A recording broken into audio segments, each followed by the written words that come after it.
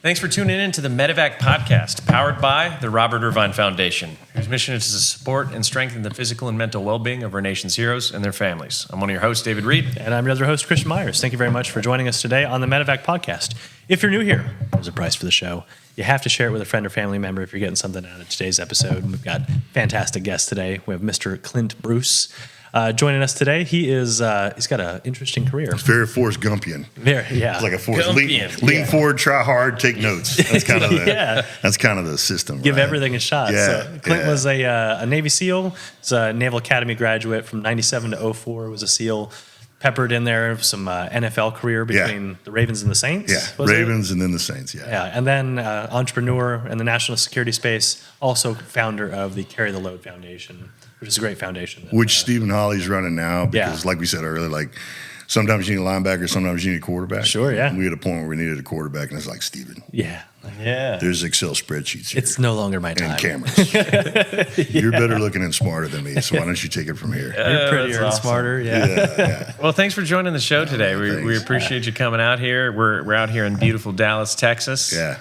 And it is. We were chatting probably for about a half hour before we even started. We said, "Whoa, we need to get going on this podcast." This is cool for me, man. I've been proud of you guys for a long time without even knowing you, watching, not just your success in the private sector, but how you've been successful in the private sector. Because if you win, but you win wrong, you got to give the trophy back. And there's no fun in that, and there's no honor in that. But to watch guys win well and win with this kind of guiding ethos of, for Americans, by Americans, made in America, and understanding the complexity that heaps upon you. It's like doing, all the selection stuff, willingly putting ankle and wrist weights on. You're incurring but if it's right, you'll find a way to do it, right? And it'll demoralize everybody you beat. And like, that dude just beat me with ankle weights on. But I've been a fan and admirer from a long time, so this is really cool for me. I'm really proud. That's of you awesome. guys. Well, we need to keep you around more because some days we get dragged through the mud and we're like, "Are we doing the right thing?" Hey, I'm your guy. I'm like your emotional QRF. I'm Cheerleader. like, here we go. I'm gonna give you a call. Emotional QRF. I like it. Listen, I've got daughters. I've got 3 daughters, man, and I've basically, my whole thing is distill I want to share with my daughters all my skills and none of my scars. So how do I train without traumatizing them? How do I distill this amazing gift of kind of experiences and scars and stories that God's allowed me to have into this consumable and actionable format? So like I always call it like the emotional J-turn, but I mean, it's a real tactic, right? Sure, yeah. So like for me, I got Monday motivation, Tuesday tactics, Wednesday wisdom, Thursday tools, and Friday family. And it's just kind of this battle rhythm. And the Tuesday tactics are like no joke tactics I use. Just like when we all know, like in y'all's world, y'all have more tactics than anybody else. But it's like, if I said malfunction drill, all 3 of us would yell tap rack bang at the same time. Like contact iron, there's all these other things. So like for me with daughters, I'll tell you right now what I tell you if you're having a shitty day. I like, hey, emotional J-turn. And the emotional J, like y'all know what the J-turn is. For those who aren't in our world, J-turn is like you spend a lot of your life trying to do 3 things: jump out of planes, get in good fights, and do J-turns. I learned that in high school when I stole my parents' Honda S2000. That thing's built for it. It's built for J-turns. It's almost like it was designed perfectly for that. Much to your parents' chagrin. One day they come back and they're like, "Why is this hubcap fucked up?" I'm like, we live in the driveway. Just stuff happens. Why does it smell like I rode my bike into it. But I'll tell you the emotional J-turn real quick in case you're calling on it. So the emotional J-turn is basically like, how do we reverse this kind of, because we've got a lot of scar tissue, right? And I think guys like us and y'all in particular, like we're stewarding the days we have that those we love and miss don't. And so we tend to be really, really brutal with ourselves when we feel like we're not stewarding those days well, right? And there's some physiology behind that too. And like for me, the emotional J-turn is like, all right, how do I reverse that? And you'll laugh, but it works. And the reality is you can't be in a bad mood and whistle. It's impossible. You can't be in a bad mood and listen to Willie Nelson. It's impossible. And you can't watch panda bears do anything. and be in a bad mood. So if you're slipping, you watch pandas do anything, you're like, oh, all right, I'm back. I'm back in the fight, man. Interesting. Like it changes. You're like, it does something with the dopamine and serotonin. Yeah, Tony Robbins says shit like this all the time where he's like, Superman position. They say that in psychology too, just smile, forcibly smile. There's physiological triggers. I mean, the way I've always told my daughters, and I'll reference that a lot because I wouldn't listen to anybody tell me anything if I didn't know who they were telling it to. And if I tell something to my daughters, and it doesn't mean it's right, it just means I mean it, right? Sure. And so for me, the way I've always talked about the human machine, and I've been a student of the human performance machine because I've had to be. I'm not a very gifted person. Like I was the 58 wonder going through buds, like whatever the limit was, 2 seconds before the limit.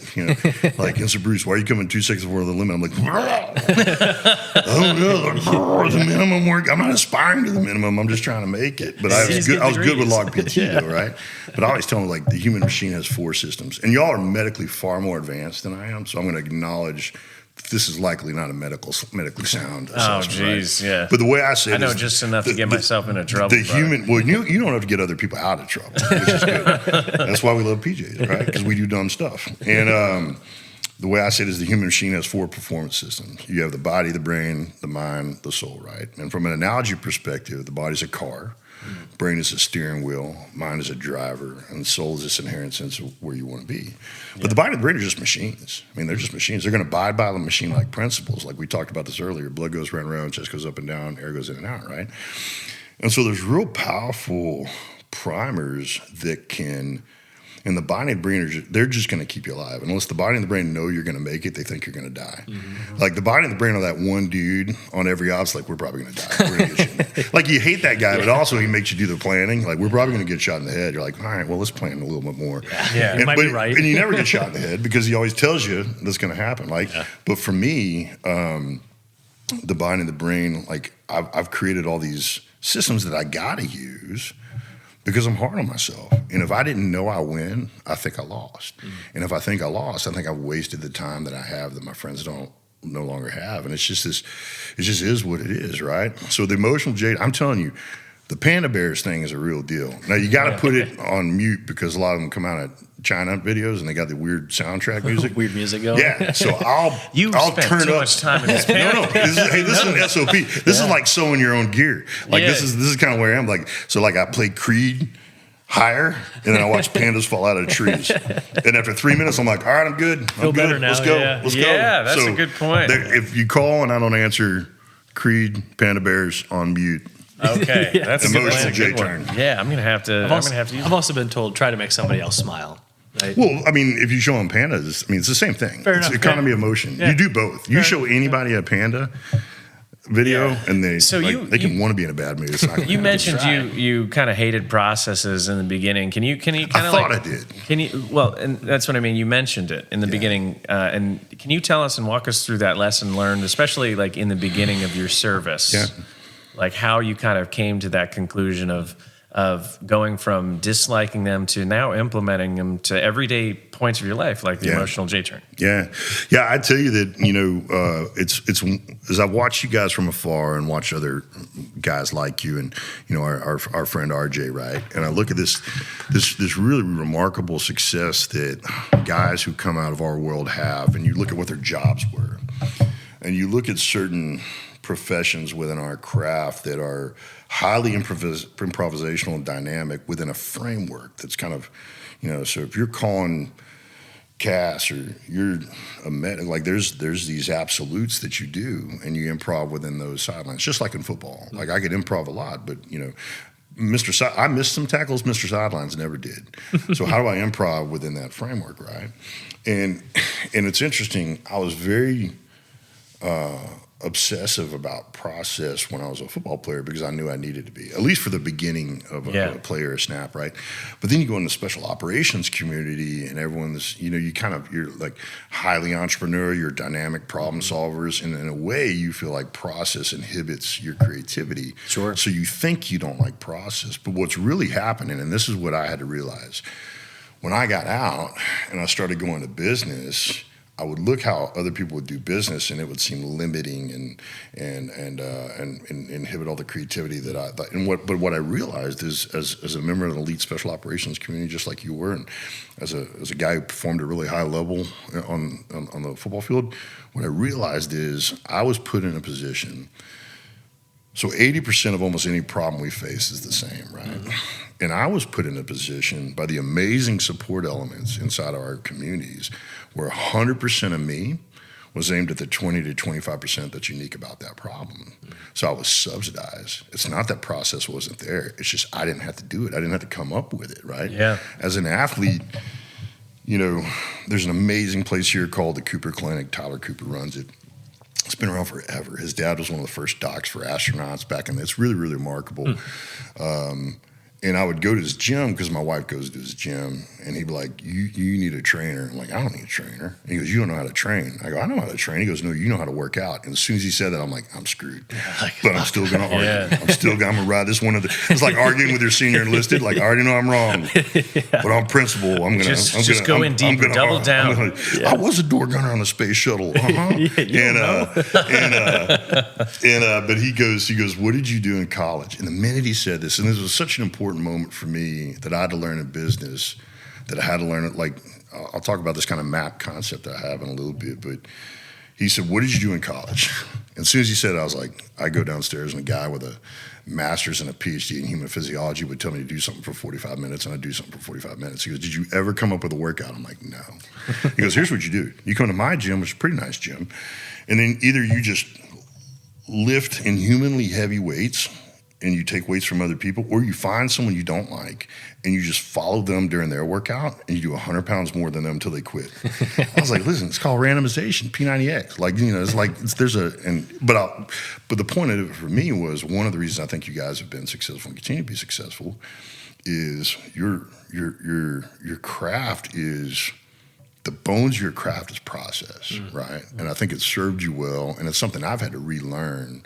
And for anybody listening to that, like, as much as you think you hate process and process inhibits creativity, process gives you tremendous creative license. It's a foundation that then allows you to improvise and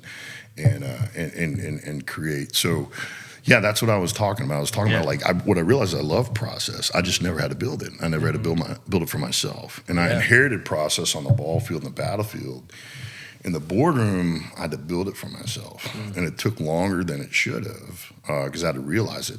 And then at the breakfast table, with my own family, I don't have a dad. My dad died when I was young.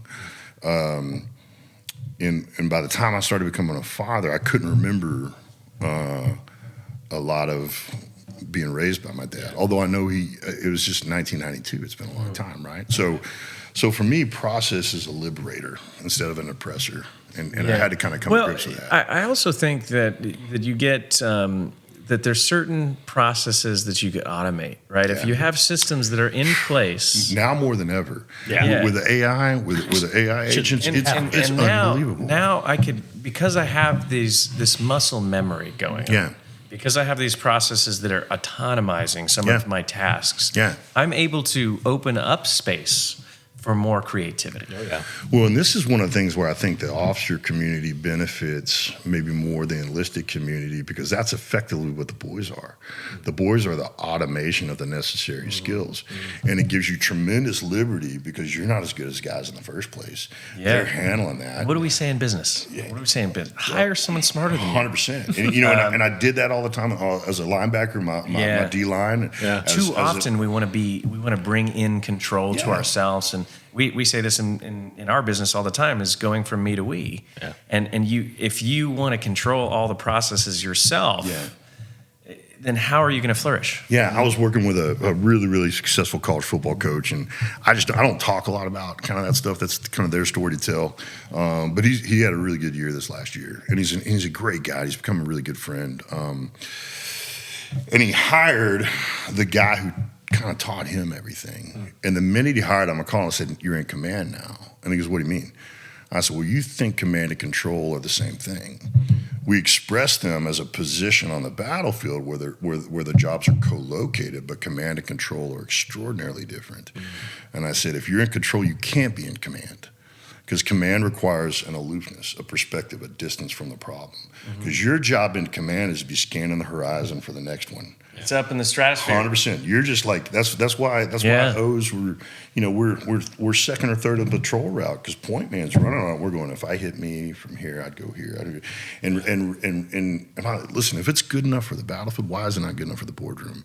But I think a lot of things that slows us down is we got to relearn that which we already know. But they're all maps, and RJ's heard me talk about this a lot. Kind of have this real. You guys get asked this question all the time, I'm sure. I do too. One of the questions I get asked is, what's your favorite gun? If I'm in a room full of dudes, football team, something like, what's your favorite gun? Natural question, there's nothing wrong with it. And I always slow down and go, hey, are you asking what my favorite gun is or what my favorite weapon is? And the younger they are, the faster they'll go with the same thing. And the older they are or more diverse they are, they'll kind of intuitively know there's a difference, even if they don't know what it is. And I'll lean and I go, listen, a gun is a tool. A weapon is what I use to win. My favorite weapon is a map. Because once I have a map, I have it all. I know where the bad guy would be. I know what to come in, what to bring, what to leave, how to get home. And if I have a map, the worst I'll ever be is wrong. But I won't be lost. And wrong and lost are different animals, right? And you can avoid with the map, you can avoid the pitfalls. When you think about it, like the high ground is kind of like everything I do is kind of like, That's a you'll come and answer. visit. We'll go to the high ground at my facility and you'll love it. I call it the high ground because literally and metaphorically it's kind of where you always want to be. And part of my challenge was there's no mystery where the high ground is on the ball field. And there's an ecosystem and an infrastructure that will get you as high as you're willing and capable to go. Yeah. You have coaches, you have position mentors, right? There's no mystery where the high ground is in the military.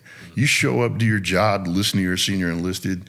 I mean, there's guys whose job is to make you as good as you can possibly. But in the boardroom, my early 30s was the first time, the most lonely and scared I've ever been. And I haven't done nearly as much as you guys, but I will tell you, there's times where we would be rightly concerned about the outcome of this thing we were doing, right, collectively. But I tell people the most lonely and scared I've ever been is when I left the ball field and the battlefield and I came to the boardroom. So kind of how I define my life. I tell people I've lived on the ball field, the battlefield, the boardroom, and the breakfast table. And just to set the stage for this, so if I reference back to it, it'll make sense. We're on the breakfast table map our entire lives. We're born on a breakfast table. Sometimes it's great. Sometimes it's not as good as we want it to be. And then we build one, right? Sure. And then the ball field, for me, was the first topographical layer put on top of the breakfast table map.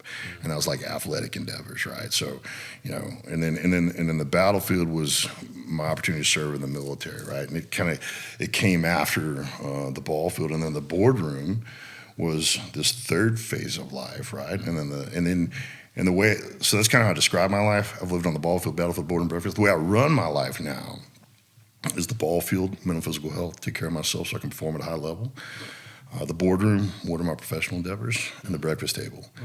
And the breakfast table is that original map. It's like the Blue Force track. Like it's a doctrinal map, and then I have these X's on the ball field. And boardroom maps, and they got to be complementary. I look at these as like supporting units. Main unit is on the breakfast table map. Ball field is the sniper element that's parallel, and the boardroom is the C2 that's kind of driving everything. Sure. But how they're bounding forward, right? And I tell people like, hey man, there's no X on the map you get to this side of heaven where everything's awesome. There's X's worth going to and people worth going with. Sure. And you bounce around towards Jesus till you meet him. That's kind of my deal, right? But the minute I created that visual, so for me, the way I kind of run my life now is I have ball field, boardroom, and breakfast table, and all three are a battlefield every day. Every day, my everyday enemy is entropy and complacency. At best, entropy and complacency are my enemy. Yeah, so at worst, I have adversaries and competitors. But for me, and I look at the boardroom, and I tell guys all the time, it's like, hey man, the best way to look at the boardroom is it's an armory. It's a gear locker, and it's what you use to build up and build and protect the breakfast table, right? And the parallel I've always used, which is one of the reasons, I think you guys intuitively do this, and it's really cool.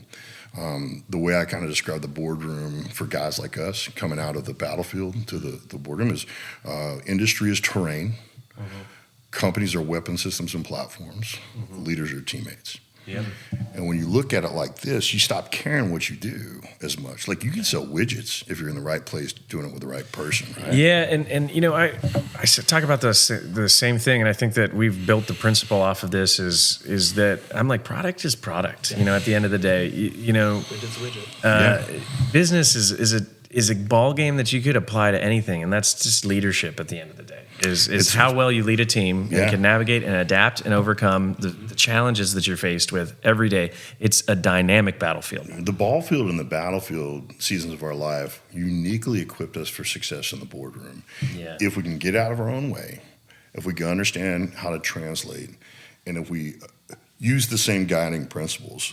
Like I kind of have this chase, pace, and pull philosophy, right? Like I look back at my time as an athlete, it's like, all right, if you ask yourself, hey, what does life look like if I catch this person I'm chasing? Mm-hmm. And if you ask yourself that question, it'll moderate who you're chasing really well, right? Yeah. So like for me, I was chasing Dick Butkus. I was chasing Jack Lambert. I was chasing all these guys, right? So you got to chase the right people. That's how you always get to the high. This is the way you get to the high ground, regardless of map we're talking about. Chase the right people to the right places. Become your version of what you love about them. Yeah. Like, well, the mind is uniquely programmed to. We're mimics. We're aggregators of kind of best practices, right? So what's awesome about the ball field and the battlefield is there's no guesswork in that. It's formalized. It's instituted. Mm-hmm. And the breakfast table, just like going to the gym the first time, and like there's a difference between putting out and programming. Like what I realized is I know how to put out. Yeah.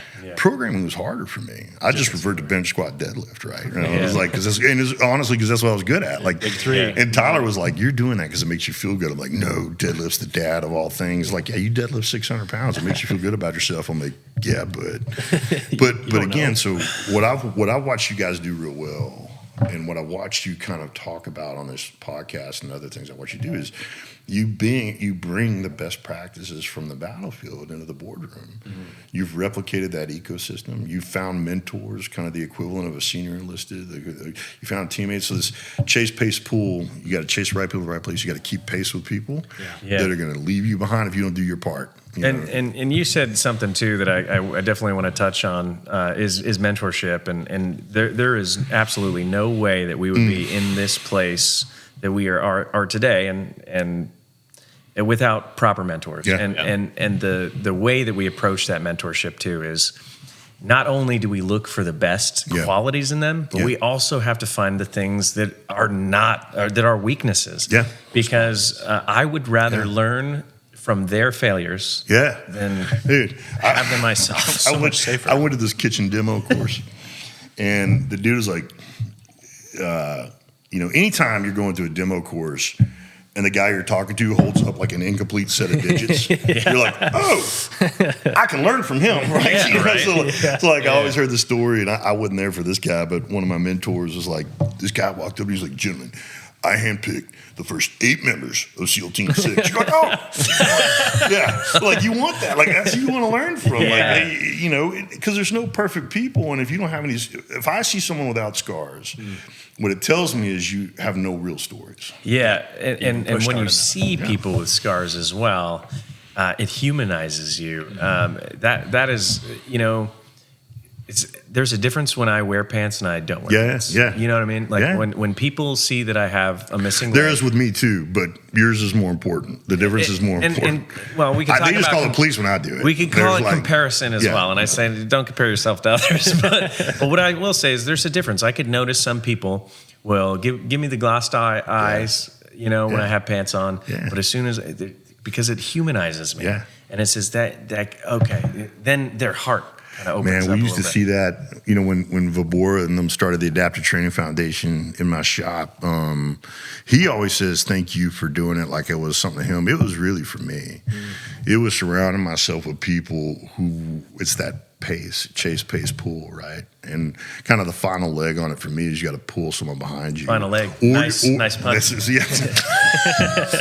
Awkward. It's awkward now. I had to do it. How's your mom? She's dead. Oh, okay. I had to do it. I'm sorry to interrupt. When are you due? I'm not pregnant. Oh, right. Yeah. So David, this was more for you. Yeah. But it was perspective is a heck of a thing, right? And I used to watch these. So Chase, chase right people to right places. Keep pace with people that are going to tell you the truth. Faithful are the wounds of a friend, right? And you got to pull someone behind you, or you're going to be doing this thing longer than you want to or longer than you're good at it. And both of those are a disservice to the thing, whatever it is. And I've always felt like all great leaders want to get forgotten. They want to build someone that eclipses them. And when you do it that way, God's just kind of merciful and he makes you unforgettable, right? John Wooden, arguably one of the greatest basketball coaches of all time, right? And for the last 50 years of John Wooden's life, he was trying to get forgotten. But every year, Kareem Abdul-Jabbar, hey, coach, we got to go. And he'd walk him out, walk on the midcourt. And I've been doing Roger Staubach since the early 90s. And I tell people, never meet your heroes, because either they're going to disappoint you or you're just going to feel worse about yourself. That is such I met Roger. Man, Roger, I'd get around, I'm like, dadgummit, you are better than me. And then he tries to make you feel good about yourself, but you both know he's lying. No, Clint, you're cool too. Like, no, I'm not. Just stop. Cool. Like, just stop. That is an unfortunate thing. Is you fall victim to potentially being disappointed. Yeah. And that is an unfortunate thing. I have several of those encounters as well, where Dwayne Johnson. Yeah. I'll say it. I was disappointed. He was a hero to me. Yeah. And then I met him in person. I was on his show Titan Games, and just didn't give a time of the day to anyone unless the cameras were on. And I was like, that's could be a bad day for him. Yeah. I get it, but also like so, at the end of the day, all we control is who we are. So if someone meets me, I'm like, hey man, let me let you see past the packaging here. Yeah. So because I think there's my theory.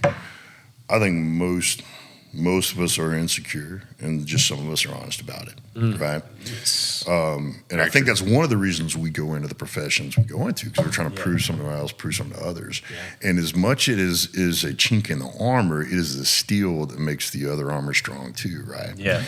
And I think when I give someone permission to be imperfect by letting them know I'm not, and this is so I was just talking about this last night in Miami with a friend. So my dad died when I was young. And then I made him perfect, and then I chased him. You want to talk about a recipe for failure? Yeah. So I deified my dad, and then I measured myself against him. You could never reach him. No. And if he could have talked to me, he'd have been like, what are you doing? Like, who did you think I was, right? And one of the greatest gifts that ever happened to me is some of his closest friends they could kind of see what was going on, because when I got out, I struggled, and I think we all do in some ways. And comparisons to The Thief of Joy and all that stuff. And they sat me down like, hey, man, who did you think your dad was? And I listed, boom, boom, boom, boom, boom, like these core values, these tenets, and they go, yeah, he was. But he was also this. And they go, listen, we were a little bit nervous because, you're a big guy and you're capable of violence and all these other things. They're like, we just want you to know who your dad was, because if you're going to chase him, chase the right guy. And man, and I had senior enlisted, man. When I checked in the SEAL Team 5 in '98, it was one of the most stacked goat lockers you've ever seen. Sure. And we had legends of the community, like plank owners of SEAL Team, of Dev Group, the guys that were in that second rotation. And what struck me about them was how imperfect they were, unapologetically imperfect. I mean, I'll say it, Bruce Schliemann, Pat Harwood, these guys are pretty epic guys in our community. And I remember Pat Harwood asked me to write something for him.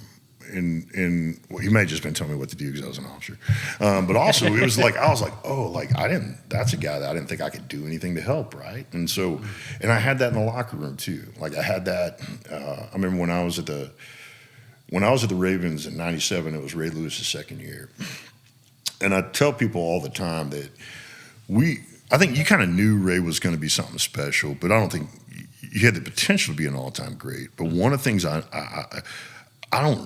Ray asked more questions than anybody else in all the meeting rooms. And he is, in theory, the best linebacker. And one of the neatest stories, I don't know if he remembers this, but I was talking to him one time, and he was on the phone.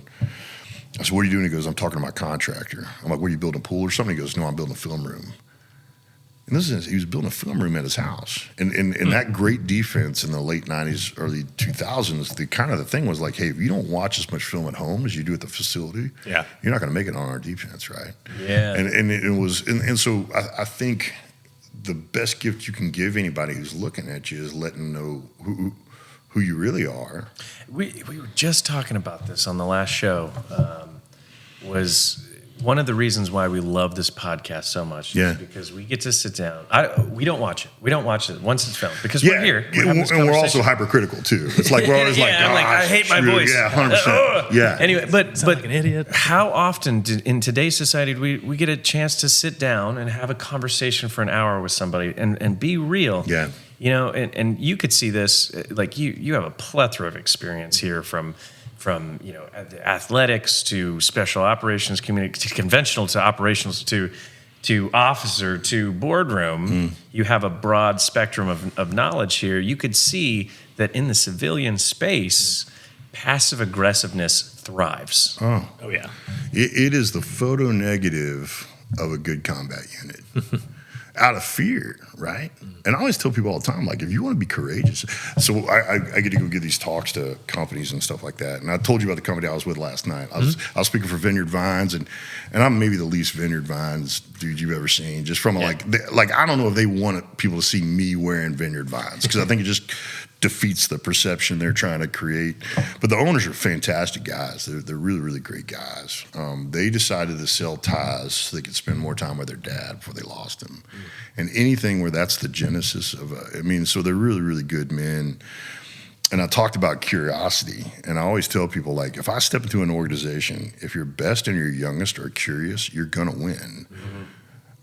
It's just meant to win because curiosity requires courage. So I have this kind of my philosophy on curiosity is this.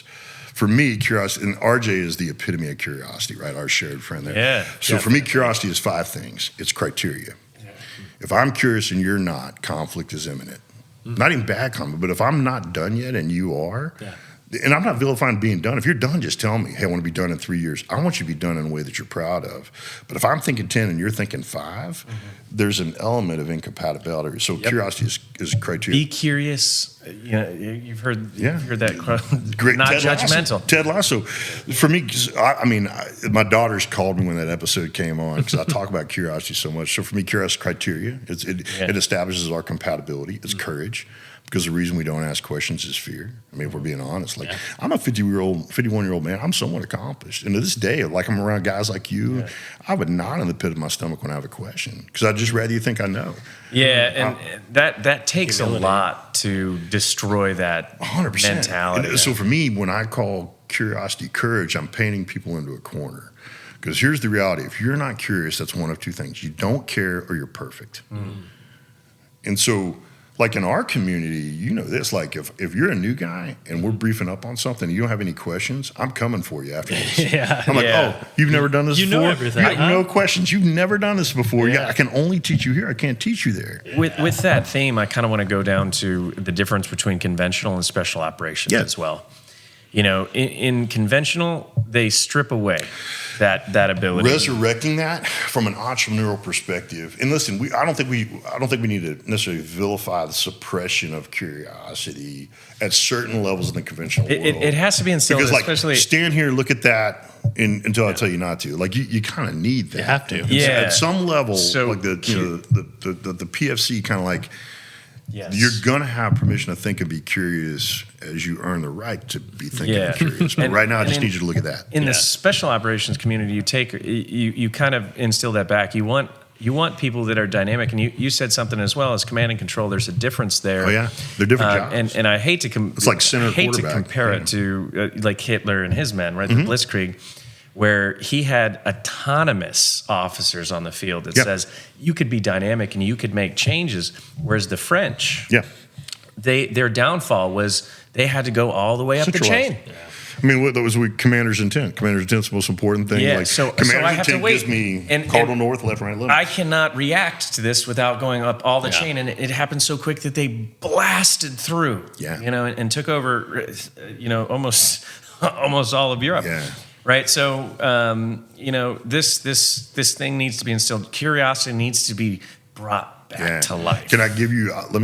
Can I finish well, can I give you the rest of what curiosity is to me? Just Yes, absolutely. Because I think it'll resonate with you guys. Because I think you guys do this, and I didn't mean to interrupt. No. It's just You such a have good to topic. with me. You have to. Like I come from a world of like conversational Darwinism. Like at some point in time, loudest voice wins. Like it's kind of like this.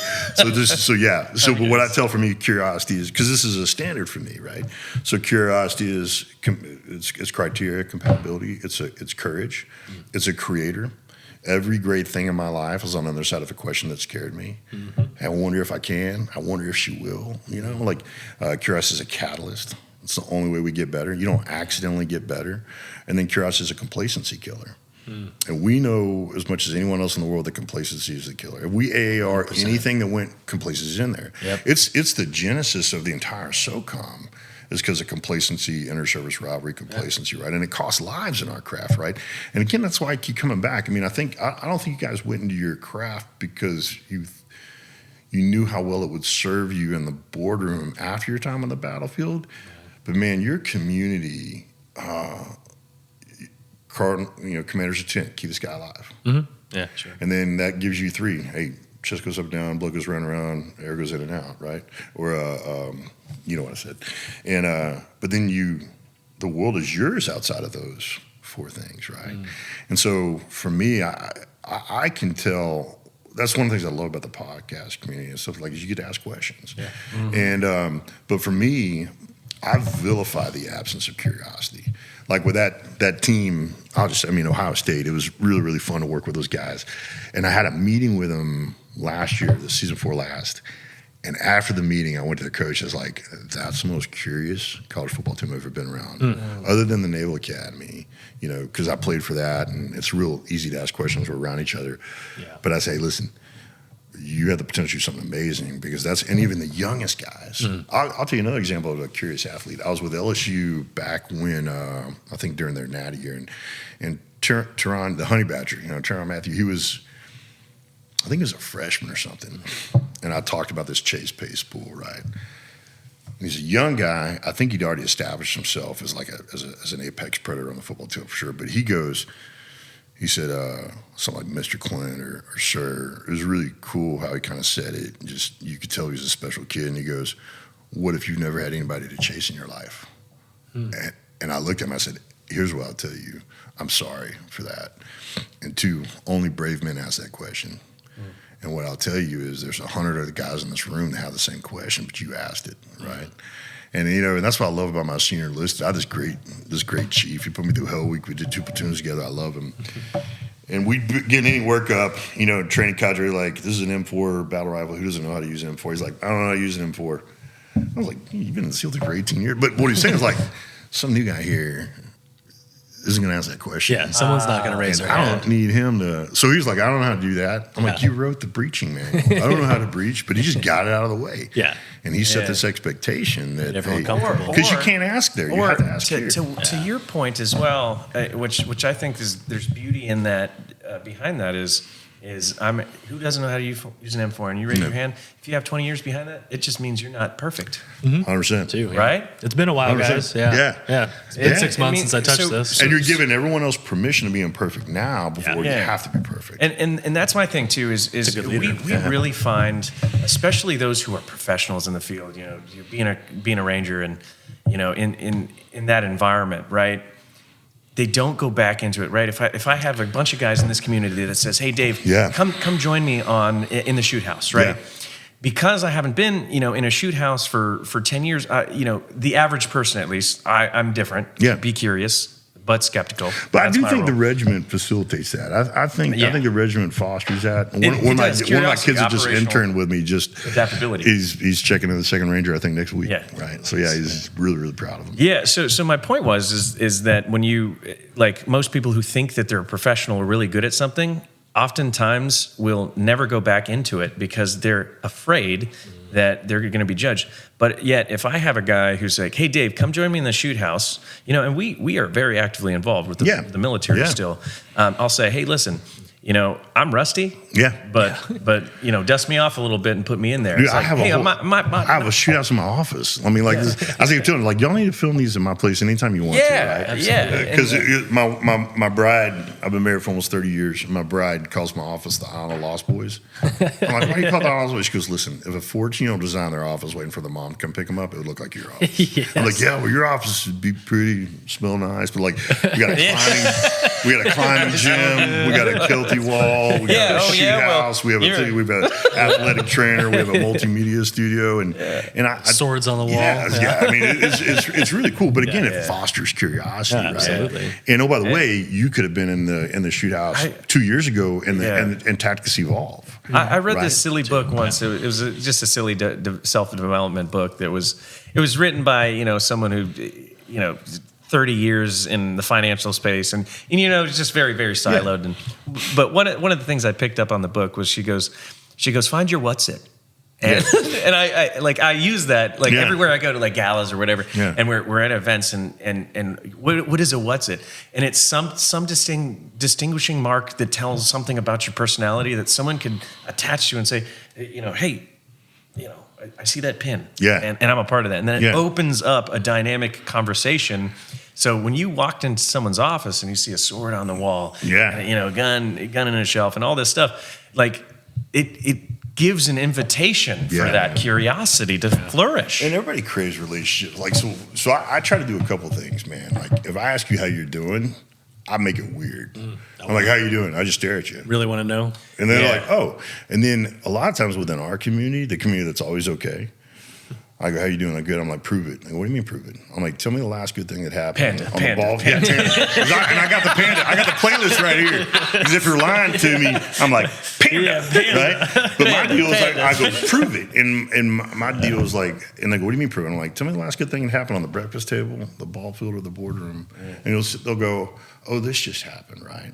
Because feelings are real, but feelings respect facts. And again, we've already established we're a hypercritical community, right? So my job is to confront you with the fact that something good happened, right? And like for me, I'm obsessive about this. There's good days, hard days, and bad days. No bad days. So how can I keep this hard day from sliding into a bad day? Or how do I remind myself that sitting in a bad day is just a hard day? And oh, by the way, if I remind myself that it's not a bad day, it's a hard day, I might just realize it's a good day because, oh, by the way, I'm doing hard shit. And by the way, here's newsflash, Copernicus, hard stuff's hard, right? That takes years and years of introspection and self-development and peeling back the layers to defining that adversity that makes your strength, So how do unless a graybeard tells you and you believe him. What I'm saying is it takes years, and unless you just look at someone and go, okay, I'll just do it. I could say that in the short amount of conversation that we've had, I could say that people probably, that guy who asked you that question is asking you that because you're probably one that he's seeking to chase. Am I right? That's kind of my thing is be chaseable. My mom is be a chaseable dude. Be a chaseable dude, do good things, don't be a dick. I mean, it's be a good dude, do good stuff, right? I mean, that's kind of, and be chaseable, right? Because, my deal, one of the hardest questions I ever get asked, it's an impossible question to answer, who's your mentor? I'm like, you don't have enough time for me to answer that question. Yeah. I've hundreds of mentors. So, question for you, curious man. Can you have a younger mentor? Yes. I love it. Dude, that's curiosity. 100%, man. I mean, listen, we do that in the community. If you go to the tier 1 elements, what's really fascinating, there's guys hey, I've never done this in real life. I said, listen, you go to CAG, you go to there's dudes walking around that are instructors that have never done what it is we do, but they are subject matter experts. So Chris Sharma's teaching climbing. He's never been on an assault, but dude, if you want to learn climbing, right? The guy. That's it. So so these guys are younger. They're when you reach a certain level, you don't care where the knowledge comes from. The credibility is the expertise, right? And so I'm like I said, I jokingly call myself the achieving average. It's kind of a. So when I say I'm an achieving average, it's a little bit of a play on words. What I say is I'm an achieving average, but I'm not an average achiever, right? And people go, you mean achieving average? I'm like, no, the achieving average. And so what I mean by that is I'm not a very gifted dude, but I've managed to do some pretty cool things. So why? And what I realize is my gift is not being gifted. because I got to figure out the system, Yeah. right? So like I was the 5th string fullback in 8th grade at Brandenburg Middle School, and there were 3 other fullbacks. And that's not even, my dad's like, son, I'm not upset that you're the 5th string fullback. I'm upset that they wrote it in the program. I'm like, what? They wrote it in the program. 1, 2, 3, blank, 5, Clint Bruce. Yeah. I was like, God, right? But my deal was like, hey, he goes, son, if you don't have the athletic ability to score touchdowns, hate those who do. I go, who does that? He goes, linebackers. I'm like, all right. So I switched linebacker. But my deal is like, if you're faster than me and I know it, all I can do is figure out where you're going. Because if I know where you're going, now I'm faster than you. If you're bigger than me, but I'm lower than you, I'm stronger than you. That's what I love about Brazilian Jiu-Jitsu as an equalizer. Like, my daughters will never be stronger than me. They're already stronger than my ankle. They're already stronger than my wrist. Throw you in a leg lock. 100%. It remaps the I've brain. been beat up by some of the smallest dudes it's like humbling. throwing a chicken wing by 130. And the worst thing is getting beat up by a little dude. Yeah. And he's talking to you in like this airline pilot voice. While he's doing He's like, it, hey, so here's what you're feeling right now. And I'm like, that's not what I'm feeling at all, right? But he's I'm like embarrassed is what I 28 and am. 130 pounds. And so like, I don't care who I learn from. If you got something good, I'm going to learn from you. Absolutely. It rewires the brain and it makes you susceptible to learning. I think that's the biggest thing is how many people out there do you know that I don't read books? You know? And when you constantly reinforce, like I said, the brain is very adaptable. When you constantly reinforce, those types of behaviors and say, I'm not good at learning this, X, Y, Z. You're reinforcing. Man, I say this a lot. Like I was with a pro football team a few weeks ago, and I looked at him and I said, hey, man, I wouldn't let anybody talk to me the way I talk to me. I wouldn't let anybody talk to me the way I talk to me. Yeah. And so the next question is, am I okay with that? And the answer is no. If I wouldn't let anybody else talk to me the way I talk to me, why am I letting myself talk to me the way I talk to me? You shouldn't be okay with So then I start throttling how I talk to me, right? And you create these personas. That's what I think's so cool as a girl dad. Like I find myself watching movies I never thought I'd do. Then like the girls aren't even there and I'm watching it. The girls are like, Dad, you're watching Moana. I'm like, it's an incredible movie, right? It's a good life lesson. That's why I love Pixar. Exactly. I tell people. 100%. I'm like, Pixar's good life That lessons. Inside Out movie is so Fantastic. scientifically accurate. Yeah. I think the same thing. Soul is another great example of this. Yeah. I could go on all day So you about have these personas. And what I tell people is like most of life is about having a van and 14 yous inside the van. And each of you has this personality that brings some advantages to the party. that reacts and interprets experiences very differently. And most of life is about who's driving the van. Yes. Like combative Clint, he's always third row back. You know, so I've got these kind of, it sounds schizophrenic or dissociative, but it really isn't it. It's just like, I've got Clint 1 through 9 and they're functional. They have jobs, they have dominant skills, right? And I think one of the things that's always served me pretty well is I was so bad at football as a freshman in high school that my football coach goes, stop wasting years of my time and go to theater. And I'm like, you know what? I'm going to go to theater because Molly's in theater and I love her. We're going to get married. But I'm still play football, just piss you off, right? Now, here's what theater taught me. Mrs. Tuck, I love her. Theater taught me to cultivate a persona, inhabit that persona, then come out of that persona. Beautiful. And most people can't do that. So as an athlete, you hear get your game face on all the time, right? But no one ever goes, hey, take your game face off after practice. Yeah. So what happens, we ascend into these personas, these performance states, and we don't know how to. There's a paper, there's a group called Mission Critical Team Institute, MCTI. They're incredible. Coleman Ruse is a great friend of mine, a guy named Preston Klein, and I'll send it to you, but they do this paper on residue. And he talks about, RJ was there. RJ was the one who introduced him. So RJ introduced Preston Klein to Tom Hardy. And Tom Hardy's a fascinating guy, man. And Preston talks about this conversation where at first Preston thought Hardy was making fun of him, right? It's like, oh, the actor's making fun of the nerd and all this other stuff. And then finally he goes, why are you asking me these questions? And Tom Hardy goes, well, I read your dissertation. And he goes, what do you mean? He goes, listen, I'm a method actor. Like, I'm Bane. And if I don't figure out how to stop being Bane after the movie's over, then it's a disservice to every other character. So I got to figure out what to adopt, what to dismiss, and what to embrace, right? And so the paper Residue, and I give it to everybody. I'll send you a link to it. Yeah, please. But at the end of the day, if we really look at our career, and I think one of the things that saved me a lot is I always tell people, like, football got me ready for the special operations community from the neck down. Theater really got me a lot from the neck up. And I think it's preserved me from a lot. So beautiful, because identity is so intertwined. I have this conversation with masks, we call it. Of Hero of a Thousand Faces, and Josh Campbell.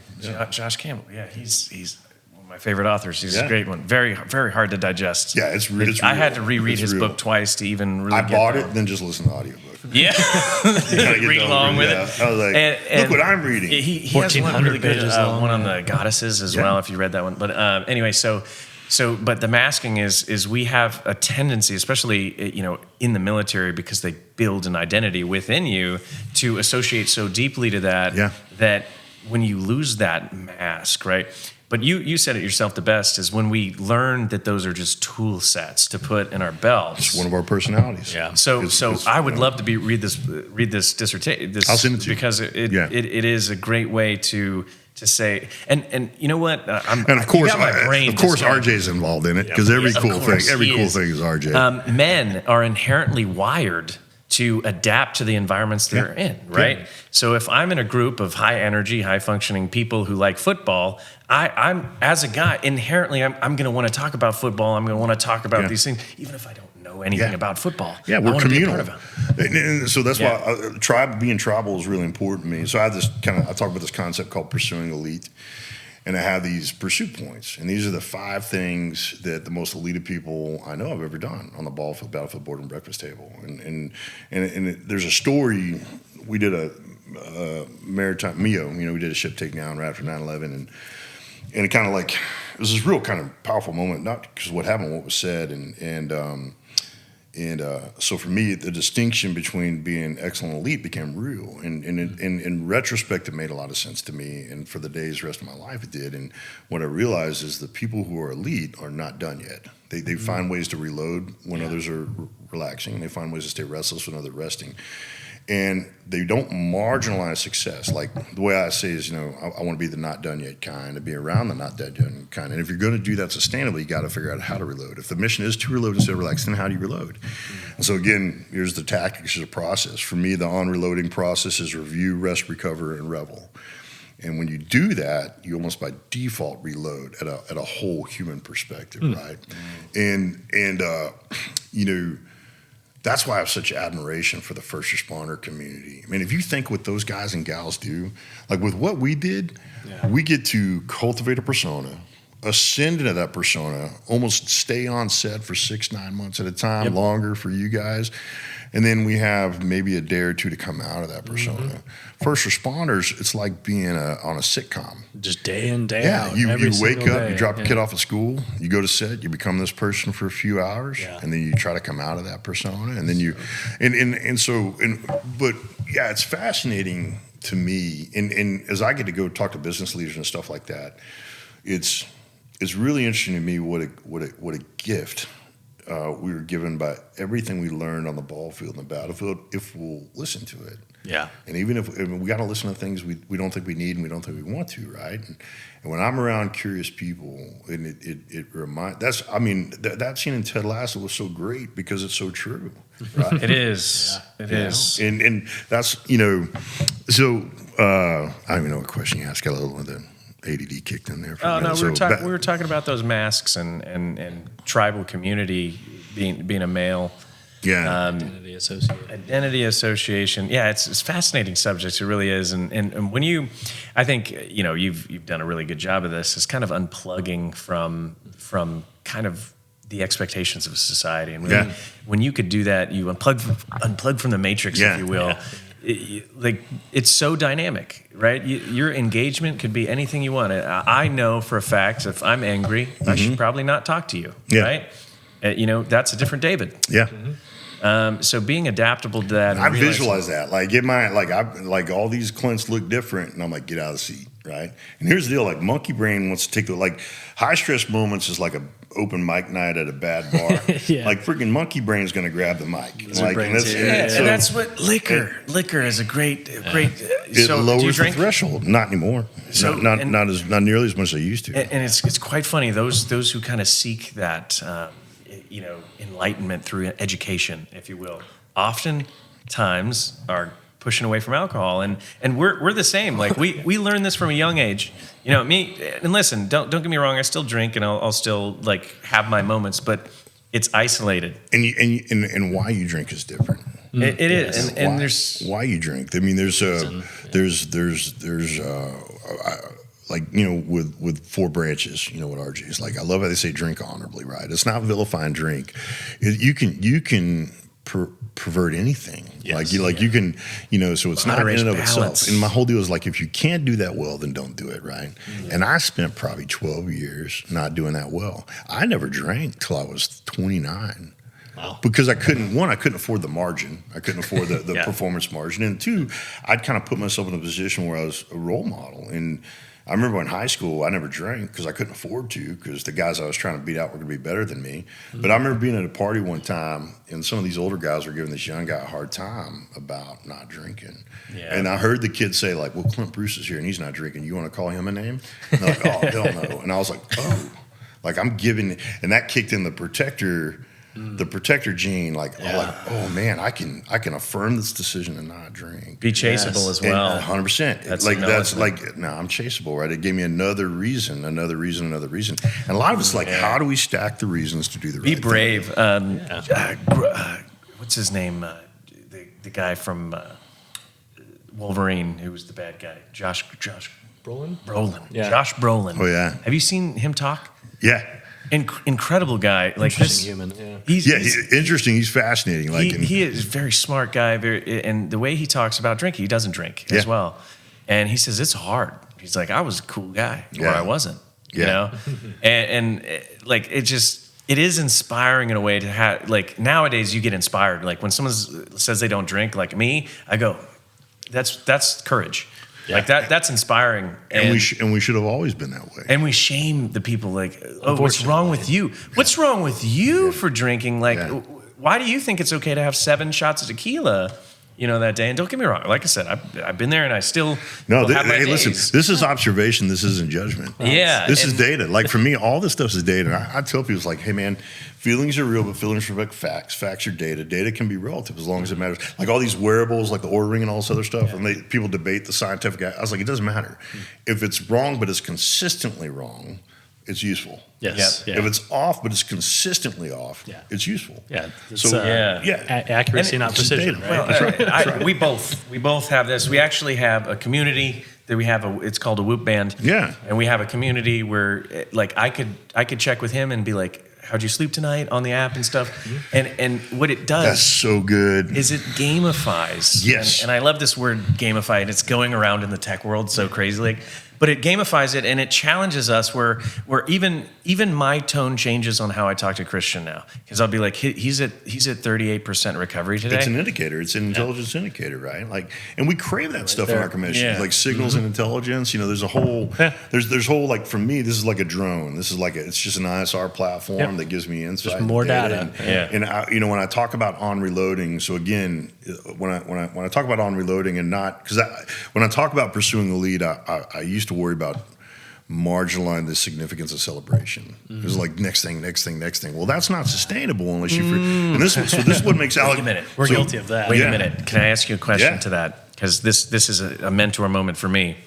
Is in your 30s, you said that was like the unhappiest you've ever been. It's the most lonely and scared I've ever been. Was that because you were going through a transition where you realized that you're in the long game versus short-term wins? Part of it. So what I realized is I was on a different map. And it was the map I knew the least about. And it was the map I found the least aspirational people to I found the least people to chase on the boardroom. Because my deal is if you're in the high ground in the boardroom, but it's cost you the breakfast table and it's cost you the ball field. So if you've ravaged yourself mentally and physically to get to the high ground in the boardroom, or you've alienated and estranged the people that I don't want to learn from you. Like I'll find someone that can do both, right? And I can learn parts from you. Right, because remember we can learn from the guy who picked the first, But I want to find guys. So like for me, it's like this concurrent success. Like, hey, if you're and look from the warfare perspective, like if we're dominating the land fight, but we don't have the air, that's unsustainable. Right, so it's unsustainable. So how do we have 3 X's on the map that are mutually supportive? And for me, I hadn't I hadn't begun to formalize what the boardroom map was for me. But the minute I had that imagery, I'm like, okay, this makes all the sense. The industry is terrain, comes away. Then all of a sudden, all these tumblers fell into place because my brain was used to making those decisions, right? And all of a sudden, I stopped being in love with certain brands and all this other stuff because you guys have operated at a really high level, right? So a bunch of my friends were on Geronimo, right? There's not a one of them, right? And all of a sudden we get like brand associated and all. Like if you go like, hey, you can go on the Bin Laden rig, but you can't carry a cig. I don't know a single dude that's been like, nope, not going. Like, like they've been like, give me a black powder rifle. Like I'm going. Like you say Bolt's not fast in Nikes, he's fast. Usain can beat me backwards wearing Crocs, right? He's just fast, right? And then all of a sudden you look at the boardroom as a tool set, right? You have preferences. That's why I think it's so interesting. Like your gear at the end of the day, it's hyper functional. It looks really good and all this other stuff. Even though we got to talk about the absence of a big and tall section, that's okay. We talked about that's another show. It's coming with you. But it's hyper functional. It enhances, preserves, and enriches performance, right? And so for me, why I was so. It's the most lost I've ever felt. And it was because I didn't understand the map. I hadn't built a replicant map. But once I started doing that, and I tell people, like, there's lost, there's wrong, and there's right.